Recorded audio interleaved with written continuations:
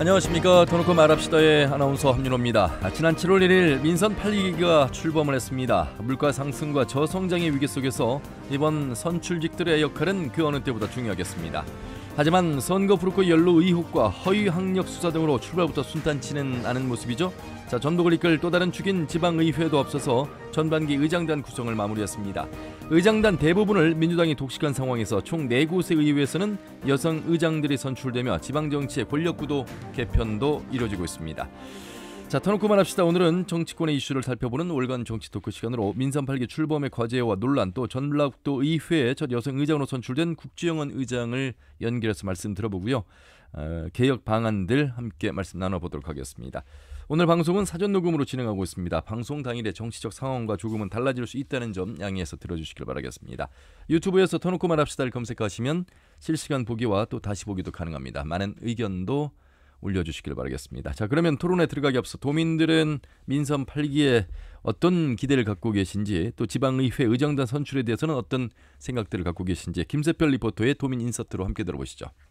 민선 8기가 기대를 갖고 출범했는데 요즘 서민경제가 정말 어려운 만큼 경제 정책에 중점을 뒀음하고요. 아쉬운 부분이 있다면 단체장들의 폭언이나 허위사실 의혹 등이 수사가 진행되면서 실망했거든요. 당 차원에서도 소명에 노력해 주시길 바라고 경찰의 수사로 의혹 해소가 하루빨리 되길 바랍니다. 이번에 초선 단체장들은 인수위원회를 통해서 앞으로 4년간 밑그림을 그릴 걸로 아는데 보훈 인사 관련 논란도 있고 인수위에서 내놓은 결과물이 얼마나 실효성이 있을지 이런 부분도 반드시 평가를 해야 할 필요가 있다고 생각해요. 각 지방의회에서 의장이나 부의장, 상임위원장들도 역시나 민주당이 독식했더라고요. 제대로 된 민의를 반영할 수 있을지, 보수정당은 들러리만 서게 되는 건 아닌지 우려가 좀 크고 좀 아쉬운 부분이긴 한데, 다른 당들의 목소리가 묻히지 않도록 언론들이나 시민들도 관심을 가져야 할 것 같습니다. 이번에 여성 의장들이 몇몇 선출된 걸로 아는데요. 보다 다양한 시각에서 문제를 제시하고 여러 사각지대를 해소해 줄 거라고 기대하고 있고요. 또 여성의 장들이 눈부신 활동을 해줘서 더 많은 여성 정치인들을 진출할 수 있도록 길을 잘 제시해 주셨으면 합니다. 네, 민선 8기 출범과 지방의회 의장단 선출에 대한 도민들의 의견을 들으셨습니다. 오늘 두 분과 함께 하겠습니다. 먼저 전북일보 이경재 개건 논설위원, 어서 오십시오. 네, 안녕하십니까. 참여자치 전북시민연대 부패방지시민센터의 김영규 대표님, 어서 오십시오. 네, 안녕하십니까. 예, 우선 말이죠. 민선 8기가 취임을 하긴 했습니다만 지난 김승환 교육감의 12년, 그리고 송하진 시장 도지사에서 16년 평가를 한번 정도 말씀을 나눠보고 새로운 민선 8기 이야기도 좀 해봐야 되겠습니다. 이경재 의원님. 네, 굉장히 오랜 세월을 하셨군요. 네. 김승환 교육감은 이제 3선 했는데요. 공과가 뚜렷이 있죠. 예. 청렴이랄지는 측면에서는 괄목할 만한 성과를 거둔 측면이 있고요. 그렇죠. 그리고 또 소통과 관련해서는 또 미흡한 부분이 있고, 또 학력 신장과 관련해서 좀 저하된 그런 측면은 이제 과라고 봐야 되겠고요. 예. 또 하나하나 여기서 다 열고 할 수 없지만 그런 정도로 큰 테두리 안에서 또 이제 진보 진영이다 보니까 전교조였던 득세 이런 측면도 하나 있었고, 서거석 교육감 들어와서는 또 전교조가 다른 모습을 좀 보이면서 교권 확보에 좀 주력하는 모습도 좀 아이러니한 그 대목이 있고요. 예. 송하진 도정은 8년을 했는데요. 일단은 성실히 열심히 한 그런 측면은 인정을 해야 될 것 같고요. 다만 이제 이 존재감이랄지 이런 것 측면에서 좀 대외적인 측면인데, 그런 측면에서 좀 너무나 미흡하지 않은가. 근데 그런 가운데서도 전북목 찾기랄지 자존심이랄지 회복이랄지 이런 큰 어떤 의제를 설정해가지고 정치적으로 끌고 간 그런 측면들은 앞으로는 계속 이어져야 되겠지만은 어떤 좀 걸막을 만한 어떤 성과가 있었지 않느냐. 왜냐하면은 그동안에 호남권에 묶여가지고 전라북도가 광주 전남의 예산이랄지 인사랄지 사업이랄지 여러 가지 정책 이런 측면에서 소외받았던 많이 있었거든요. 예. 그걸 이제 홀로 서기하는 측면에서 자존심 회복 운동을 했는데, 그런 것들은 앞으로 짧은 시일에 성과를 내기는 어렵겠고요. 계속 이어져 바톤 터치해야 될 그런 대목이고요. 그리고 또 삼락 농정이라고 하는 것을 기치를 내걸어가지고 농업 문제를 전면에 내세워서 했는데, 물론 이제 성과는 이것도 역시 좀 시간을 두고 봐야 되겠지만, 일단 농산물 최저 가격제 또 보상제랄지 최저 가격 보상제랄지 농민 공익수당 이런 것들 해가지고 농민들이 어떤 그런 사기를 좀 북돋아는 그런 측면도 있고요. 또 새만금 공항 건설은 뭐 진행 중이긴 하지만 예. 예타면제를 얻어내 가지고 확정된 그런 사업이기도 하고 동서고속도로 새만금 동서도로 이것도 완공을 시켰고 뭐 탄소 산업 국가 산업화의 어떤 공을 내건 거는 뭐 전주 시장 때부터 해왔던 것인데 그것도 역시 커다란 하나의 그 공이라고 봐야 되겠고요. 예. 공과가 있기 마련인데 역시 큰 어떤 존재감이랄지 또 정치권의 어떤 유상이랄지 이런 측면에 조금 이입한 점이 있고 아까 말씀드린 측면은 공이라고 봐야 되겠습니다. 예. 그리고 뭐 일단은 소위를 또 밝힌 측면이 있는데 송 지사가 행정고시 합격해가지고 공직생활 한 게 42년이라고 그럽니다. 예. 그래서 도민들 위해서 봉사할 수 있었던 걸 행복하다고 얘기를 했고 또 이제 관사 생활을 그만두고 이제 34평 아파트를 아마 전세로 나간 것 같은데 뭐 짐 때문에 고생을 하는 것 같습니다. 워낙 많은 짐을 뭐 이사를 해보셨겠지만 짐 처리가 여한 어려운 일이 아니잖아요. 그래서 그런 문제들이 있고 이건 뭐 개인적인 일이긴 하지만은 결론은 지역 발전을 위해서 계속 힘을 쓰겠다. 예. 또 내 고향을 위해서 일할 수 있어서 행복했다. 이런 가치 발언들이 계속 연속돼서 지역에 보탬이 되는 그런 기능과 역할을 했으면 하는 생각입니다. 예. 공과를 잘 말씀하셨고요. 김영기 대표님께도 듣겠습니다만 사실 이제 42년의 정치 행정을 이제 내려놓게 됐습니다만 남아 있는 또 뭐 전라북도 자원봉사센터의 경찰 수사부터도 조금은 자유롭지 못한 부분들도 남아 있기도 하고 해서 그동안의 경륜이 전국 발전의 밑거름이 되어서 하는 바람 소회도 밝히셨습니다만 남아 있는 어떤 과제들로부터도 또 자유롭지 못한 그런 상황에 지금 처해 있는 것 같습니다. 김영기 대표님. 자원봉사센터 김모 씨가 이제 구속이 됐잖아요. 예, 예. 근데 출두를 않고 도망을 다녔어요. 그래서 구속이 된 것 같습니다. 실제 그리고 원래 이제 이런 선거법은 대부분 도마뱀 꼬리 잘리기를 하기 때문에 예. 아마 지사는 알지도 못할 거고요. 안다면 이제 그 비서실이나 이런 데가 누가 이제 연루될 수 있겠죠. 그건 그렇게 보고 있고 저는 송하진 이제 전자가 들어가 있는 전 도지사가 지역에 거주하는 건 참 잘한 일이다 이렇게 봅니다. 예. 많은 사람들이 이미 서울에 집이 있고 지역에는 집이 없었거든요.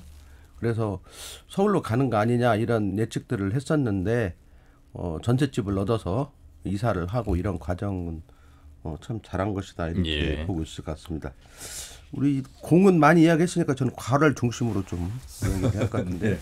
저는 송하진 지사가 물론 김한주 당시 시장 때부터 시작이 되었지만 한옥마을을 본 궤도에 오른 게 가장 큰 공이다 저는 이렇게 예. 봅니다.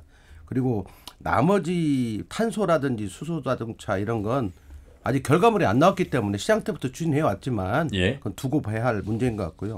전라가명 본인이 이제 이야기한 전라가명이라든지 뭐 이런 것도 지금 전라가명을 왜 복원했는가 모를 정도로 쓰임새가 없거든요. 지금요.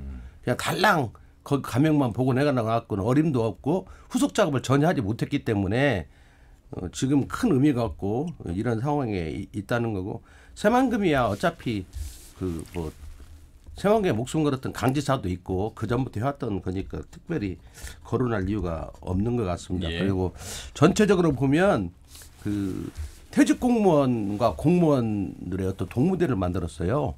워낙 공무원들을 좋아해가지고 퇴직 후에도 다 정무균형 이런 자리도 공무원들을 쓰고 사회복지 시설 가면 다 공무원들이 있습니다. 그래서 공무원들의 어떤 천국을 만들어놨다. 우리 특히 전라북도 전주시를. 그래서 후임 단체장들에게 많은 효과를 남겨놨다. 그거 이제 정리하려면 굉장히 힘들죠.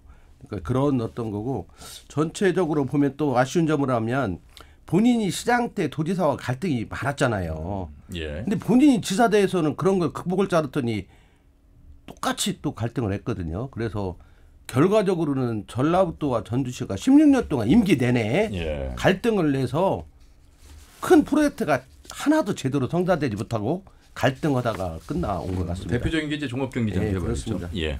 그것뿐만이 아니죠. 거의 많은 부분에 있어서 사사건건 예. 서로 갈등들이 있고 이러다 보니까 그렇지 않아도 힘이 없는 전라북도 전주시가 합심 단계를 하지 못하고 각자 도생의기를 가니까 각자 예. 퇴보하고 쇠퇴한 길로 10년이 지나온 것 같거든요. 그래서 그런 안타까움들이 있습니다. 물론 한옥마을이 뭐 수도 서울 다음으로 유명해졌고 전국적으로 보면 요즘은 전 지구적으로 유명해졌다고 하더라고요. 그래서 네.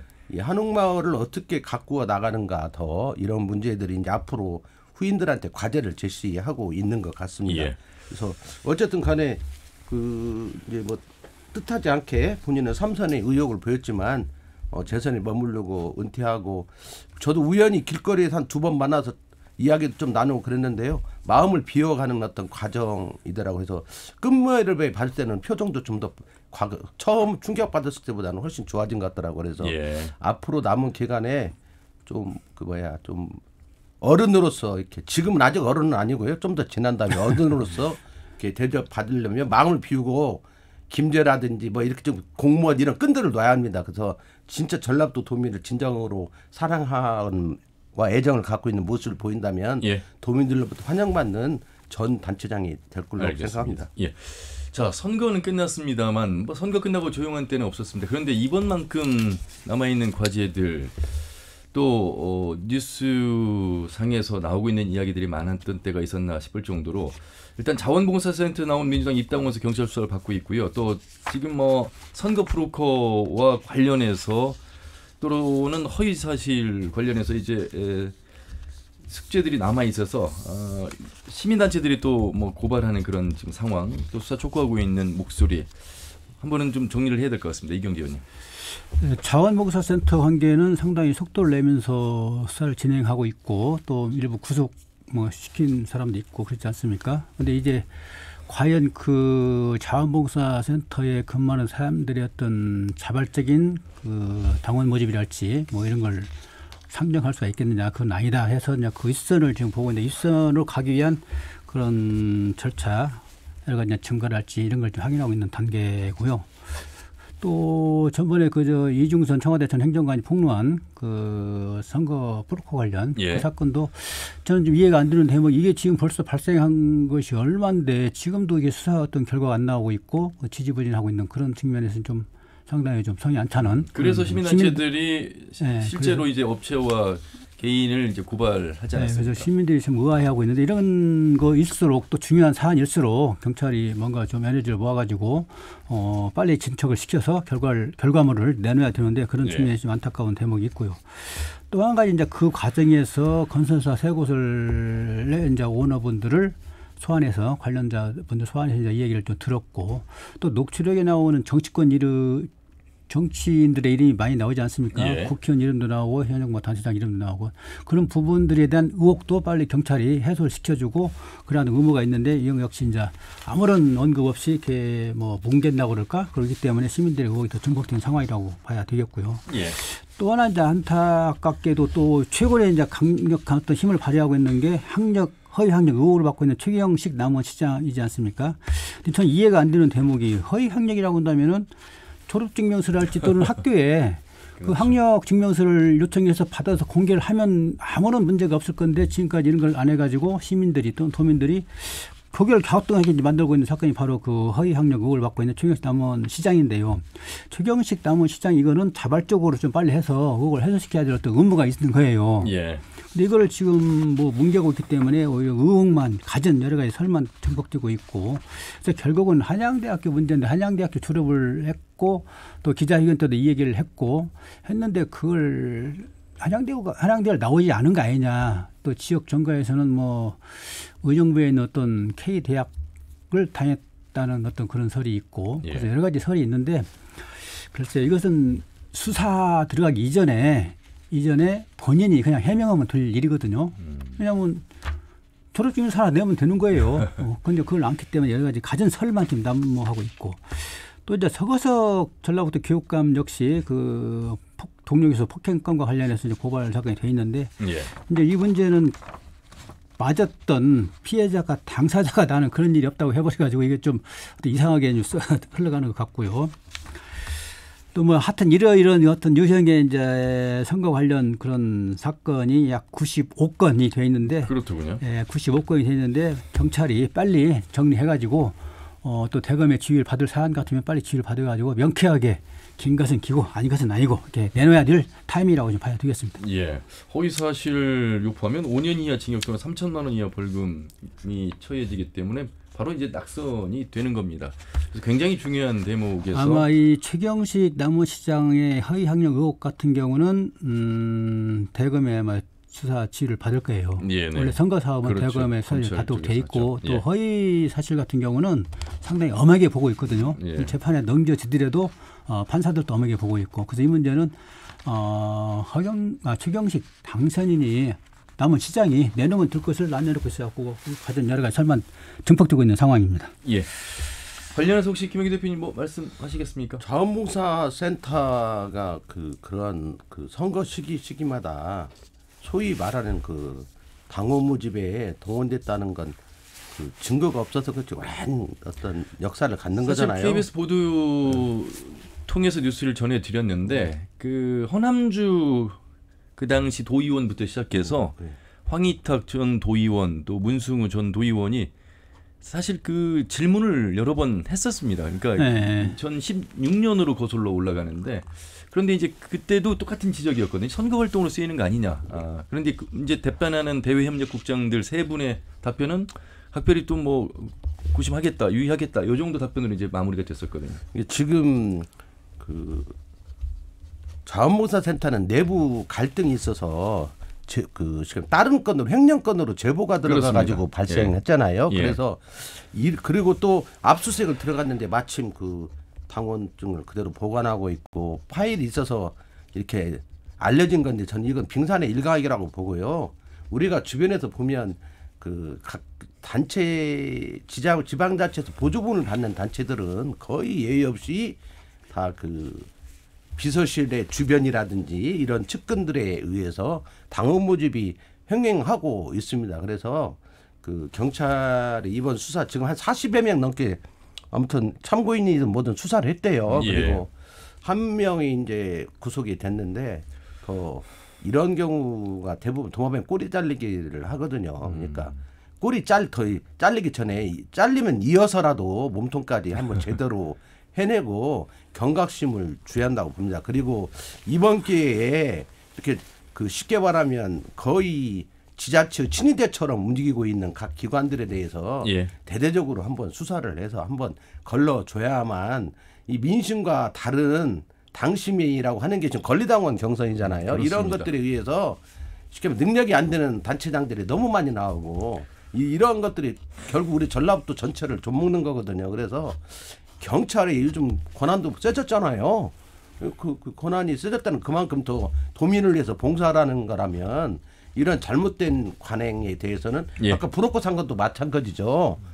대충 지금 2명 구속하고 1명 불구속 상태에서 어영경 끝내려고 하지 말고 자원봉사 센터도 1명 구속한 거로 끝날 수 있거든요. 네. 항상 그 수사가 시작이 있었으면 명확히 끝을 내주고 그렇죠. 공정하고 투명한 어떤 수사를 보여주는 게 예. 검사하고 가장수석이 경찰국 문제 갖고 경찰이 하는데 그런 경찰들이 지지를 받으려면 예. 그리고 자신들의 의견이 관철이 되려면 이런 때 더 적극적으로 수사를 해서 그렇죠. 네. 국민들의 그 아픈 거잖아요. 이런 게 지금 다요. 우리 전라도 전체 아픔인데 그런 것들을 해소해주는 게 필요할 것 같습니다. 예. 민선 8기로 넘어가야 되는데 선거의 후유증 이야기가 길어서 많은 말씀을 나눠봤습니다. 아울러 한 말씀 덧붙이면 자원봉사 센터 같은 경우는 사실 그 10,000명에 이르는 당원 명부가 보관돼 있고 압수수색에서 발견된 게 엄청난 사건입니다. 사건이죠, 사실. 네. 예. 이런 사건을 두고도 그냥 무감각하게 바라보는 어떤 그런 것도 문제이고 이 기회에 앞으로 내놓겠습니다만 전라북도는 이 기회에 자원봉사센터의 어떤 운영이랄지 어떤 정말로 황골탈퇴하는 그런 방침을 내놔야 됩니다. 예. 최종 목표는. 센터장의 자격 가지고도 논란이 일고 있는데 네. 뭐 이 내용은 또 다음에 수사가 진행되는 대로 또 말씀을 들어보겠고요. 자, 김관영 신임 도지사 그리고 서구석 교육감 그리고 시군 14개 자치단체장들 또 지방의원들 임기를 시작했습니다. 도지사의 앞으로의 방향성을 살펴보면 유능한 경제도지사 이렇게 표방을 했습니다. 보름 정도 지났는데요. 그리고 이번 지방선거 끝나고 나서 처음으로 이제 인수위를 꾸려서 준비를 한 시간들이었기 때문에 4년의 그림을 잘 그리지 않았을까 싶습니다. 이경규 의원님. 네. 유능한 경제도지사를 표방을 했고요. 또 도정 슬로건은 혁신, 성공 그렇게 해서 새로운 전북 뭐 이렇게 이제 가는 걸로 했지 않습니까? 하여튼 그런 키워드는 좀 맞는 것 같고 방향 설정을 잘 한 것 같아요. 예.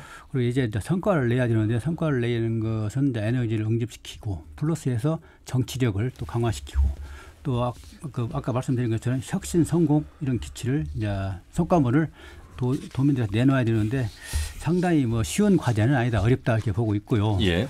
특히 이제 정치력의 문제에 있어서 그래서 이제 정치력의 문제에서 중요한 부분인데 예산이랄지 사업이랄지 관련해서 중요한데 그 카드를 꺼낸 것이 바로 협치를 지금 카드를 꺼내 드렸거든요. 이건 전 아주 잘한 결정이라고 봐져요. 예. 국민의힘당 인수위를 가가지고 인수위 때 국민의힘의 도당위원장 정운천 의원을 불러서 요청해서 강의도 했고 그렇습니다. 또 도당을 방문해가지고 정책 협력관이죠. 3급. 예. 3급 자리를 국민의힘당에 요청을 해가지고 2명을 지금 현재 접수받은 걸로 알고 있고요. 그래서 앞으로 이런 그 협치 관계가 뭔가 좀 새로운 모델이 돼가지고 예. 전라북도의 어떤 숨통을 좀 트고 정책 예산 사업 이런 것들이 슬슬 풀리는 그런 걸로 기회가 됐으면 하는 욕심이 있는데요. 역시 예. 이것도 김관영 지사의 정치 역량을 풀어가야 될 예. 문제고요. 교육감은 어떻습니까? 서거석 교육감의 경우는 지금 교육에 어떻게 이념이 필요하냐 진보든 보수든 학생들의 도움이 되고 우리 지역의 교육 어떤 뭐 학력도 높아지고 이런 도움이 된다고 한다면은 나는 실사구시적 그런 방침을 내걸었단 말이죠. 예. 근데 이제 문제는 12년간을 김승환 교육감이 해오다 보니까 이 예. 교육생의 조직이 안 움직이는 거예요. 그리고 이미 예컨대 이제 외부에서 들어올 수 있는 인력 이런 부분들까지도 전임 교육감이 싹 해놓고 가가지고 창의적이고 독창적인 내 어떤 가치와 철학을 교육 현장에 뿌릴 수 있는 접목시킬 수 있는 여지가 굉장히 지금 제한적이다. 그래서 9월에 뭐 대대적인 인사 개편하고 인수위의 승계 협업도 좀 잘 안 됐던 부분을 또 직접 그래서 지금 이런 식으로 하면은 이거 안 되겠다 해서 아마 9월달은 대대적인 그런 인사 작업을 할 것이고 그 이전에 지금 뭐 쉬운 말로 간보기 하는 상태에서 가고 있는데 뭐 신문에 나왔습니다만은 취임이 7월 1일 날인데 7월 4일 날 했죠. 교육감은 했는데 엊그저께까지도 홈페이지에 더 교육청 홈페이지에 전임 교육감의 인사말이 그대로 남아있는 이런 상황은 글쎄요. 그건 이해가 도저히 안 되는 그 대목이기도 하고. 아니 인수위까지 꾸려서 준비를 했는데. 그래서 아마 이런 무감각 무신경 이것을 아마 서 교육감이 상당히 크게 화를 냈고 앞으로 계속 질책되는 행정이 이제 될 것 같은데 일단은 사람 일을 하기 때문에 내 스타일에 맞는 내 철학과 가치를 공유할 수 있는 그런 사람으로 진용을 짠 뒤에 그때 다시 새로운 평가를 해야 될 것 같습니다. 예. 김영기 대표님. 아까 김소감 교육감 이야기를 안 했는데요. 김소감 교육감이 쉽게 말하면 불통의 아이콘이잖아요. 그러니까 공무원들도 처음에는 뭐 혁신 찾고 이러니까 이렇게 눈치 보다가 학교 현장에 혁신학교 했지만 행정 쪽은 밑보이면 안 되면 됐거든요. 밑보이지만 않으면 되고 뭐 이런 과정이 있기 때문에 거기에 12년 길들이 있고 또 임기 말에 또 막 인사를 했잖아요. 알바키식 인사를 또 했기 때문에 아마 서거석 신임 교육감이 상당 기간 고생해야 할 겁니다. 그 고생하는 방법은 어쩔 수가 없죠. 하나하나 과거의 문제점들에 대해서 지적하면서 결국 인사권을 통해서 색깔을 바꿔주지 않으면 그냥 금방 시간 갑니다. 그런 어떤 과정이라고 봐야 할 것 같습니다. 예. 그 의회 이야기하기 전에 그래도 전주시장 14개 시군의 가장 중심이기 때문에 전주시장 우범기 시장의 어떤 방향성 하지만 또 뭐 불미스러운 일들 한번 이야기를 좀 제가 드려야 그걸 되겠습니다. 할게요. 예, 김영기 대표님. 우리 전라북도하고 지금 전주시는 이번 선거의 특징은 지긋지긋하다는 거죠. 그래서 이제 다 필요 없고 뭔가 개발이나 변화를 에 대한 욕구에 의해서 저는 표심이 작용했다고 봅니다. 그런 의미에서 쉽게 말하면 중앙정치에서도 이렇게 얼굴을 보였고 뭔가 좀 변화를 추구할 것 같은 그 김관영 당시 후보에게 지지를 보냈다고 보고요. 우 시장도 마찬가지라고 봅니다.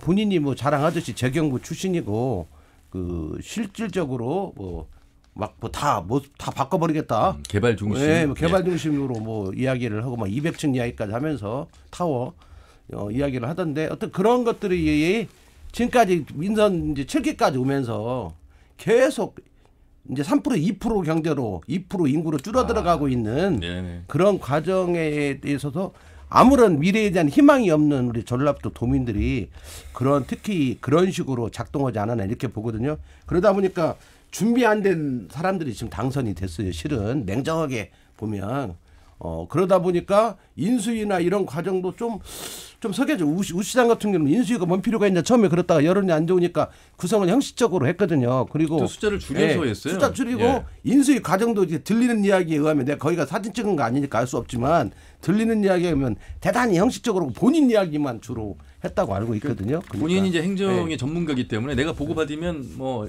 진행할 중앙 수 있다. 예. 우리가 그 말은 안 통하는 게요. 우리가 지금 중앙 관리 출신들 도지사를 시장을 얼마나 많이 만났습니까? 그 사람들 행정이 다르면 우리 전라북도 전주시가 이 모양 육그리겠어요. 그러니까 그건 말이 안 되는 이야기인데 겸손하지 못한 태도죠.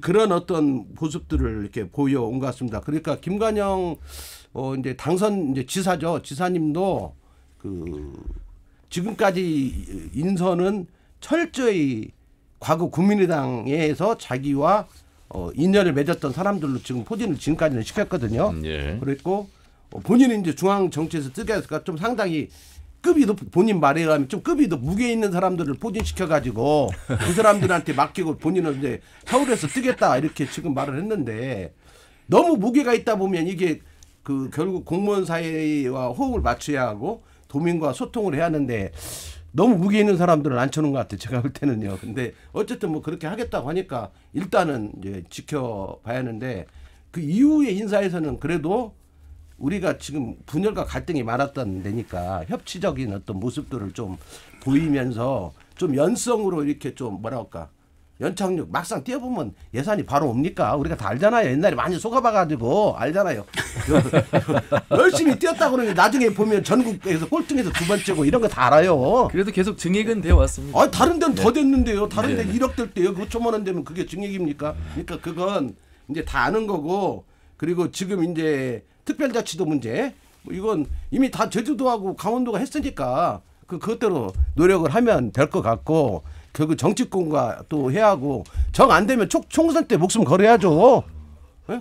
뭐 선거 때 목숨 걸어갖고 우리들 선거 때 안 하면은 우리는 다 투표를 않겠다든지 뭐 이렇게 해가지고 뭐 하든지 강원도처럼 이렇게 하면 될 것 같고 나머지는 좀 차분하게 많이 좀 준비가 안 됐으니까 지역의 학계라든지 전문가하고 뭐 전반련도 있고 다양한 또 공무원들하고도 소통하면서 다양한 어떤 미래 발전에 대해서 좀 이렇게 대화를 나누면서 이렇게 좋은 내용들 우리 이경재 의원님 같은 경우도 거의 준 전문가잖아요. 그런 게 쪽으로는 이렇게 그런 분들도 좀 이렇게 언론계 쪽도 모셔가지고 그런 것들을 많이 하면서 좀 미래지향적으로 가야지 예. 그런 것들이 좀 필요한 것 같고요. 나머지야 이제 뭐 아직은 시작은 안 했으니까 그런 거. 우시장 같은 경우는 임기도 전에 큰 사건을 처벌했잖아요. 예. 상관 리조트에서 지금 사건을 쳐서 사과까지 했는데 예. 지금 들리는 이야기에는 언론 의원들이 발표하는 것보다 훨씬 큰 사건들이 있단 말이죠. 지금 브로커 사건 떠나서도 이것도 지금 큰 사건인데 사과는 했습니다. 예. 아니 그건 다 사과한 게 아니잖아요. 그 사건은 더 많이 벌어진 걸로. 왜냐하면 그 현장에 대부분 여성 의원들이었고 이러다 보니까 상당히 더 들리는 이야기 언론계 쪽이나 이런 거 보면 상당히 큰 사건들이 알려진 것보다 더 큰 것 같아요. 그렇다면 그런 것들도 더 명확히 해나가고 근데 전반적인 분위기는 임기 시작도 안 했는데 뭐 이런 걸로 해서 좀 덮은 것 같습니다. 덮은 것 같은데 그렇다면은 이분이 더 겸손하고 이래야 하는데 저는 술은 끊어야 한다고 봅니다. 나는 그 사과문에 나 4년간 술 안 먹겠다 이런 내용은 없더라고요. 위험해요. 그 전에 제가 조사한 거로 보면 이게 술 먹으면 위험한 분이에요. 그 약속해놓고 안 지키면 또 비판받으니까. 아니 뭐 그런 자세가 필요한 것 같습니다. 뭐 일단 팩트 중심으로 한 번 더 정리를 해드리면 전주시 의원들과 가진 간담회 자리에서 이제 식사 후에 오고 갔던 언성 그런데 그 언성에 이제 의원을 이제 비방하는 폭언이 나왔고 그 의회에서 이제 사과를 했습니다만 그 이외에 이제 여타 또 일들도 있다 이런 말씀이시고 하지만 정치 이 행정이 이제 자치단체장으로서 시작 전에 이러한 불미스러운 일은 어쨌든 마이너스로 시민들께 다가간 점 뭐 이런 부분들이 이제 사실관계라는 걸 말씀드리겠습니다. 윤리에 제소가 돼 있잖아요. 그렇습니다. 지금 중앙당에서 이런 사건이 항상 민주당의 문제는 어물쩍 넘어가는 거 아닙니까? 절대 어물쩍 넘어가면 안 된다고 봅니다. 어떤 분명한 경고를 해서 이거 바꿔주지 않으면 살얼음판을 걷는 거잖아요. 윤리위에 넘겨져 있고요. 지금 보고 있는 걸로 전해 듣고 있고 또 이제 폭언 무리와 관련해서는 3차례 뭐 사과를 성명을 또 발표까지 했고 아마 큰 걸 아마 깨달았을 것 같아요. 우리 김영기 대표 이야기처럼 적어도 앞으로 4년간 술을 끊겠다 뭐 이런 정도까지 해야 우리 진정성이 있긴 한데 또 이 단체장 역할을 하다 보면 또 안 먹을 수가 없어요. 한 잔씩은 하는데 또 그것이 빌미가 돼서 그럴 수도 있고 아마 제가 듣기로는 부친이 부안에 지금 사시는데 이 얘기를 뉴스를 통해 들으면서 엄청나게 꾸짖었다고 듣고 있고 본인도 크게 반성해가지고 아마 다시는 일이 없을 거라고 이렇게 다짐하고 있는 그런 상황을 전해 듣고 있습니다. 저는 그 술 음주 문제 떠나서도 그 기본적인 그 사람을 대하는 태도 문제라고 봐요. 그 뭐냐면 이건 또 김영기 대표님 그 개인이 느끼는 또 판단이시니까. 저마다 저도 이렇게 좀 들어보면 그분이 인연 있는 사람들 그룹들을 보면 또 이렇게 지금 언론에 나온 발언만 놓고 봐도 그래요. 저희가 볼 때 약간 선민의식이 있거든요. 그러니까 너무 재경부로 강조부 재경부가 뭔데요? 정부 부처 중에 하나예요. 근데 뭐 어떤 선민의식이 있고 예산실장까지 했던 강현욱 지사는 예산실장도 했어요. 그러니까 큰 의미가 없는 건데 그런 거 이번에 인수위 과정에서 전 들은 이야기거든요. 너무 강한 거죠. 왜냐하면 취임해가지고 의회하고도 협의하고 공무원 뭐 이렇게 협의해가지고 조직 개편의 어떤 상이 잡히는 건데 미리 그과는 없어질 건데 뭐 보고하냐. 예를 들면요. 뭐 이런 식이 이게 지금 너무 오만하지 않나요? 그러니까 이건 그 전체적으로 그리고 뭐 보고하려고 이렇게 막 엄청 얼마나 긴장하고 왔겠어요. 공무원들이요. 인수위 보고인데 보고할 필요 없다. 내 말 들어라. 메모지에다 써라. 뭐 이게 내가 그 자리에 없었기 때문에 뭐 100% 옮길 수는 없지만 이런 유사한 분위기가 많았다는 겁니다. 그러면 이게 처음 행정을 지금 와서 단체장 취임을 앞둔 사람의 모습은 아니거든요. 그런 것들은 좀 김영기 대표님의 소식통이 굉장히 이거 분명해요. 그렇습니다. 이거 분명한데 이거 어쨌든 김영기 대표님의 어떤 개인적인 그 판단에 의해서 말씀을 드린 거라고 내가 뭐 개인이라고 주장하면 내가 100명 될 수 있어요. 그러니까 근데 그런 것들이 지금 있었으니까 진짜 이 단체장 이 전라북도 도청 소재지 전주시장이라면 그 65만 전북 도민의 머슴이라고 생각해야 한다고 봐요. 머슴이라고 생각하고 그리고 공무원들이 월급 빨고 사니까 자기가 월급 주는 거 아니에요?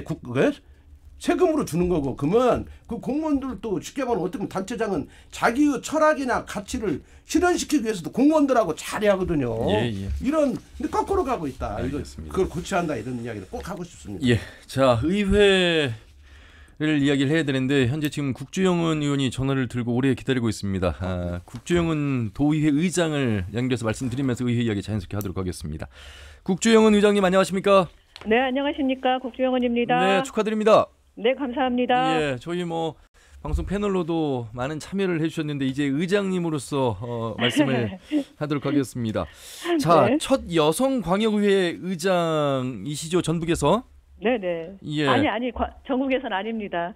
전북에서? 전북에서 맞습니다. 맞습니다. 전북에서. 그렇습니다. 네네. 자 인사부터 좀 해주시죠 도민들께. 네 안녕하십니까 반갑습니다. 좀 아무튼 도민들께서 많은 성원해 주셔서 도의원이 당선이 됐고 그리고 또 우리 도민들께서 뽑아주신 우리 의원들께서 또 저를 도와서 도의장이 당선이 됐습니다. 도민들께서 거는 기대 많은 걸로 알고 있습니다. 도민들이 거는 기대만큼 부응해서 열심히 잘하도록 하겠습니다. 그래서일까요? 도의회, 신뢰받는 의회, 강한 의회 슬건으로 제시하셨습니다. 네네 맞습니다. 도민들이 도의회를 바라보는 또 14개 시군의회, 기초의회도 있습니다만 사실 무관심 내지는 비위들이 많이 일어났던 의회의 기억을 갖고 있었어요. 좀 더 신뢰받는 의회 정말 만드셔야 되겠습니다. 신뢰받는 의회 만들 것입니다. 일단은 뭐 의회라고 하는 이 구조 자체가 뭐 의회 전체가 아니고 한 명의 의원이 문제 일으키면은 그게 전체 의회 문제로 퍼지기 때문에 어쨌든 한 분 한 분이 굉장히 뭐 조심을 해야 하는 이제 그런 상황인데 저희 의회는 새롭게 여성이 탄생이 됐지 않습니까? 예. 그래서 여성하면 아무래도 뭔가 투명하고 공정하고 이런 이미지를 떠올릴 거라고 생각합니다. 그래서 어쨌든 뭐 인사부터 저희는 조직부터 일하는 그런 그 의회로 만들기 위해서 결국은 그 사람 일을 하는 거기 때문에 적재적소에 사람을 잘 쓰는 이것부터 투명하고 공정하게 하면서 그리고 또 그들이 정말 소신을 가지고 전문성을 살려서 일을 할 수 있도록 그래서 정책의회가 될 수 있도록 그렇게 만들어갈 생각입니다. 예, 도의회 40명의 의원 가운데 여성 의원이 9명, 역대 최다입니다. 네네, 그렇습니다. 네, 의장도 나왔고 또 상임위원장도 맡았고 네네. 김재순 무주 같은 경우도 기초의회 여성 의장이 탄생했고 여성 의장으로서의 장점을 아까 앞에서 좀 말씀하셨기 때문에 더 기대가 네네. 된다 이런 말씀 드리겠고요.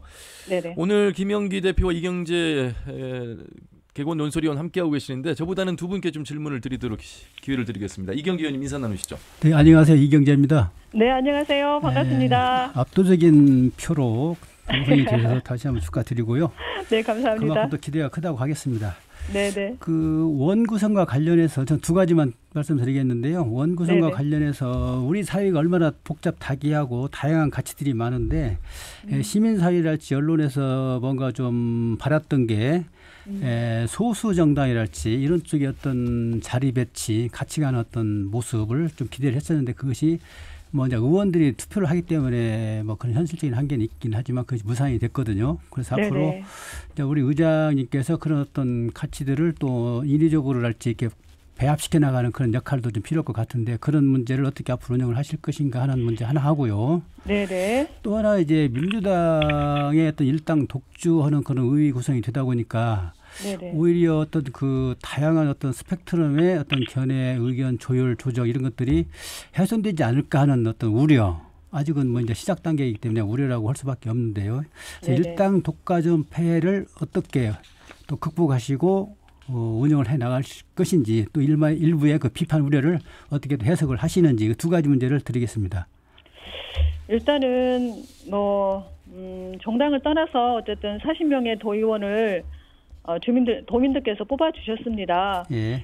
근데 이제 원 구성하는 그런 과정에서 민주당이 이제 37명이다 보니 예. 어쩔 수 없이 또 도민들께서 아까 말씀하신 것처럼 민주당 이제 일색으로 또 원 구성이 그러니까 위원장부터 해서 그다음에 그 의장단이 이렇게 구성이 됐습니다. 예. 근데 저는 이런 부분들은 도민들께서 이해를 해주실 거라고 생각하고요. 그런데 이제 소수 정당 의원들께서 희망하시는 상임위원회 배정은 사실 모두 수용을 했습니다. 약간의 좀 문제가 있긴 했지만 어쨌든 서로 조금씩 양보하고 이렇게 해서 배려해서 다 조정이 돼가지고 원하는 상임위원회에 다 가게 됐고요. 그리고 또 제도적으로 소수 정당을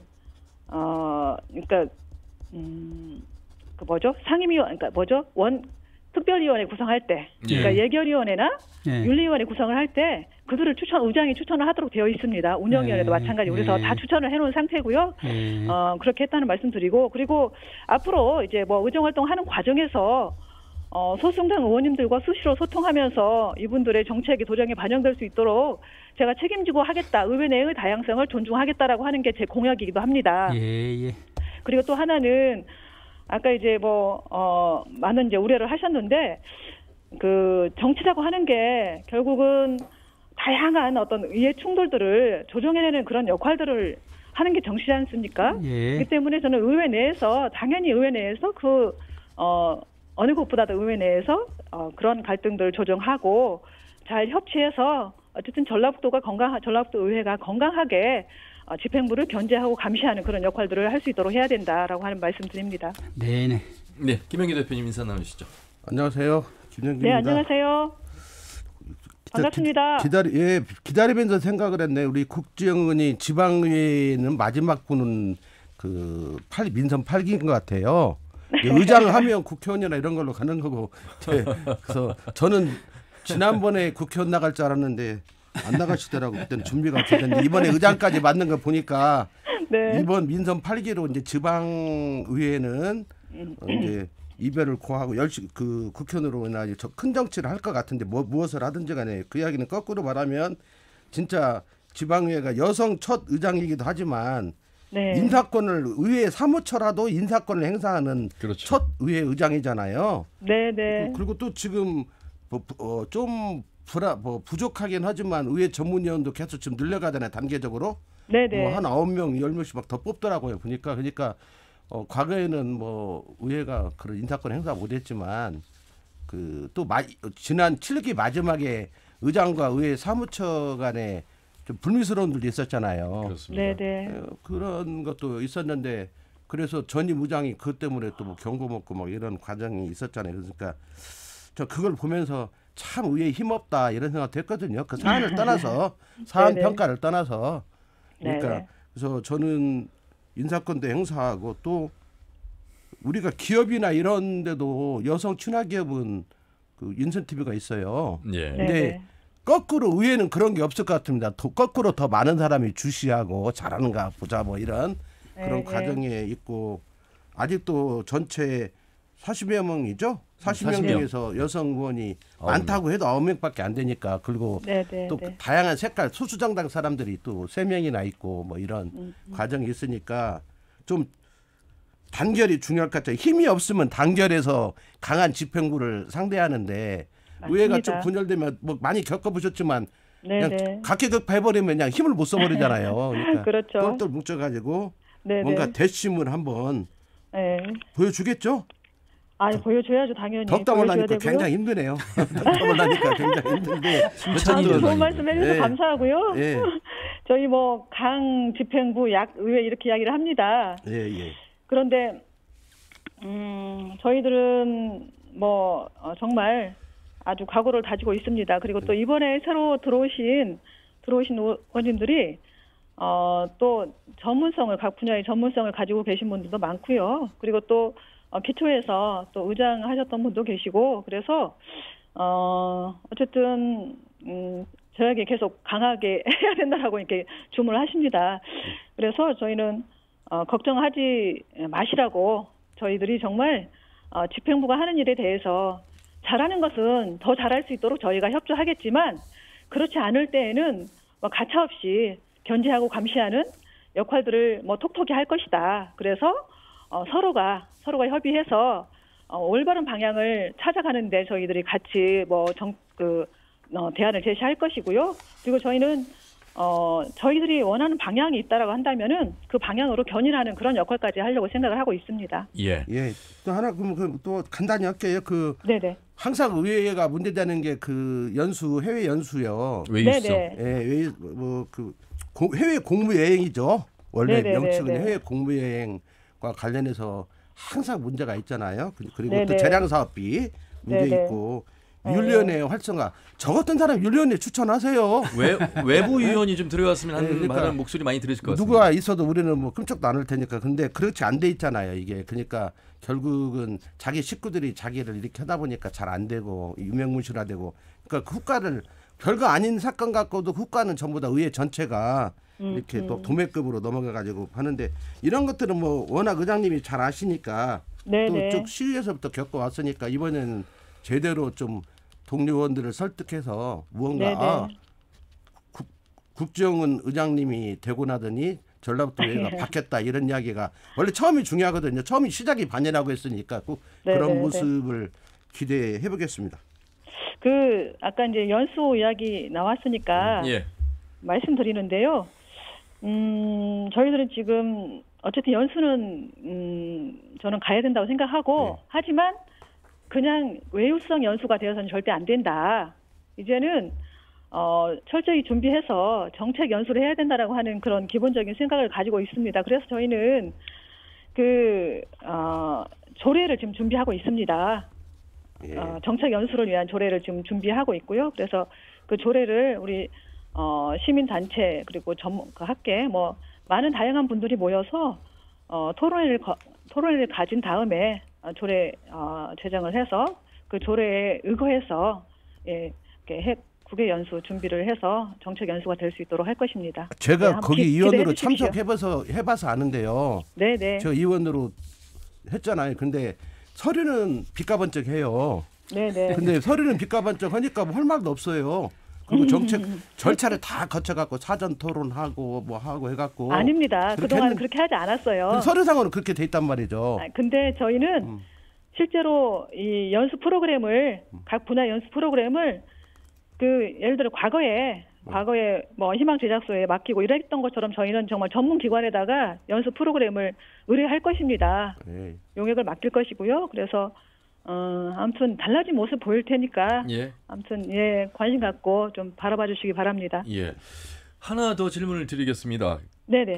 어쨌든 의회가 전라도 네네. 출연기관장 인사청문 지금 해오지 않습니까? 네네 그렇습니다. 이 부분이 좀 더 투명하고 공개적으로 제대로 된 질의가 좀 돼야 될 것 같아요. 네네 그렇습니다.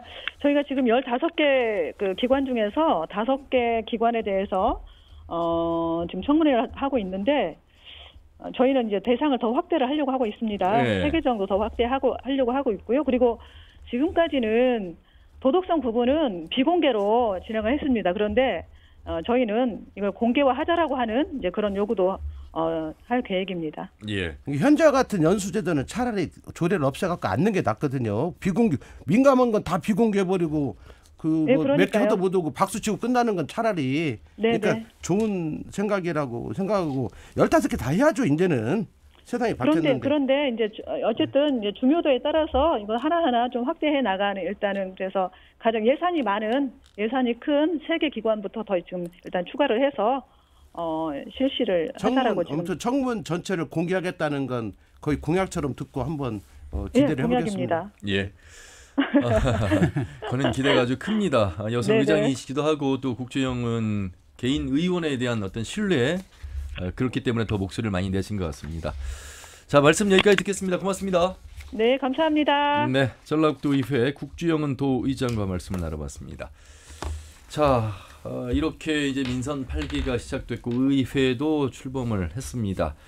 이제 우리 쪽에 남아 있는 과제들은 이제 민주당의 전당대회 그래서 이제 도당위원장 아울러서 이제 공석인 전주 의뢰 지역위원장 남원 임실 순창의 지역위원장 이번 전당대회 이제 8월인데 우리 지역 정치 이름이 지금 올라가 있지는 않아요. 이경규 의원님 정치력 뭐 삼선 의원이 없는 전국의 정치 상황. 예.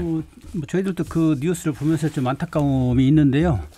민주당의 전당대회는 8월 28일 날로 확정이 돼 있고 그 이전부터 이제 절차 이행을 하지 않습니까? 그래서 우리 지역의 국회의원 중에서 누가 과연 뭐 대표는 아닐지라도 최고위원이라도 누가 나가나 할 때 한 명도 지금 없는 것 같고 다만 이제 서울 지역의 지역구를 둔 고창의 강병원 의원하고 장수의 고향인 박용진 두 의원이 이제 대표 선거에 이제 나서는 그런 상황이지 않습니까?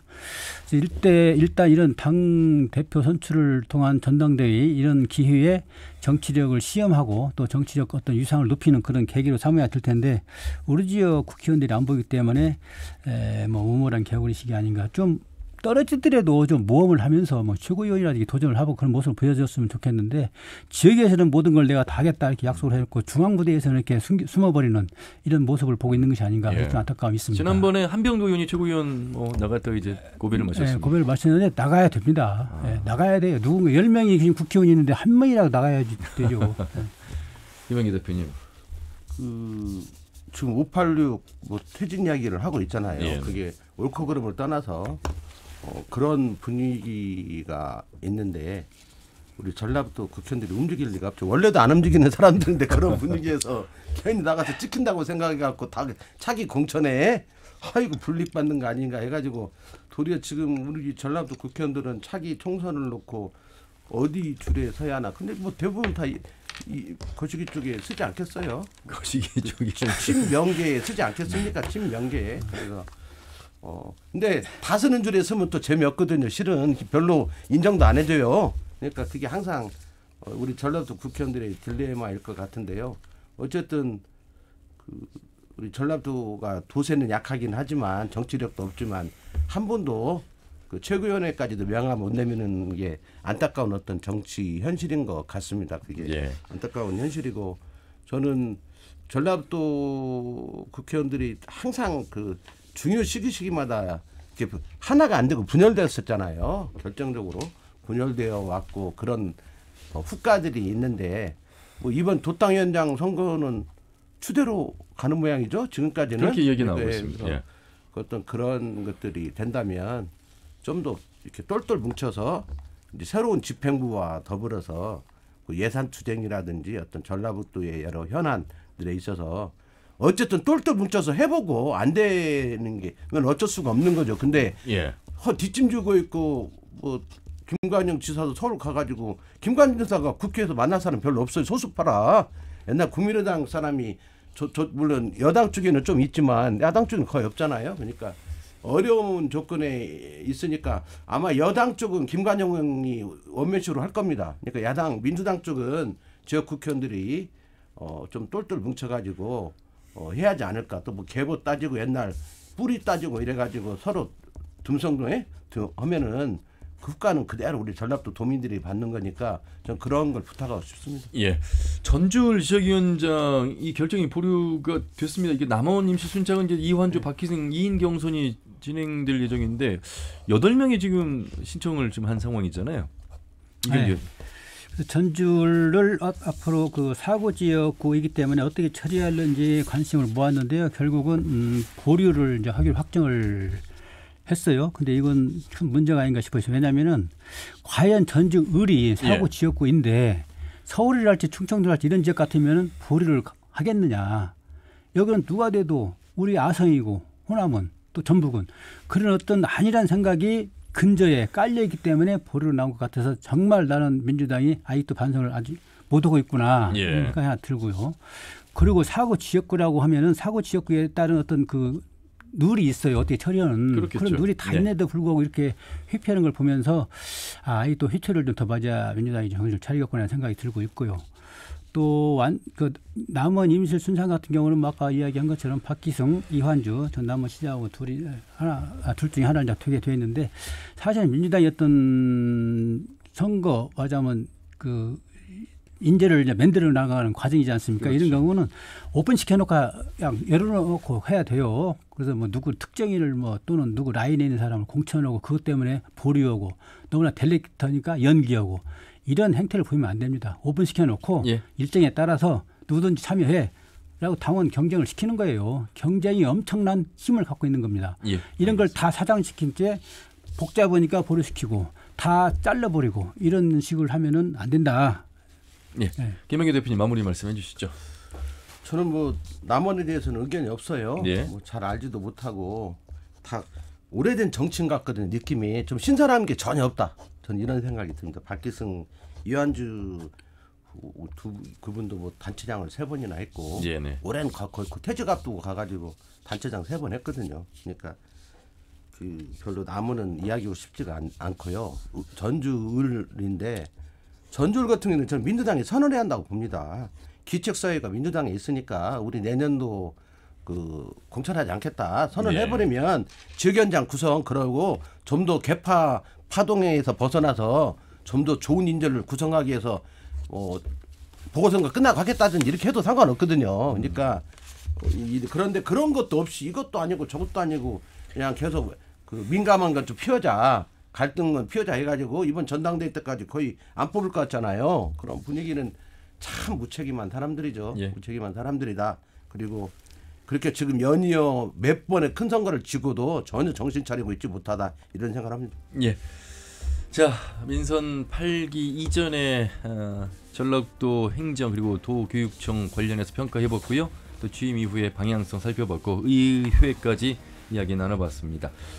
정치는 그렇죠. 신뢰받기 위한 책임 있는 모습 이런 모습이 아닐까 싶습니다. 두 분께서 해주신 말씀으로 마무리하겠습니다. 두 분 말씀 잘 들었습니다. 고맙습니다. 네, 감사합니다. 네, 참여자치의 김영희 대표 그리고 전북일보 이경재 개건 논설위원과 함께했습니다. 터놓고 말합시다는 다음 주 일요일 오후 5시 5분에 인사드리겠습니다. 함윤호였습니다. 감사합니다.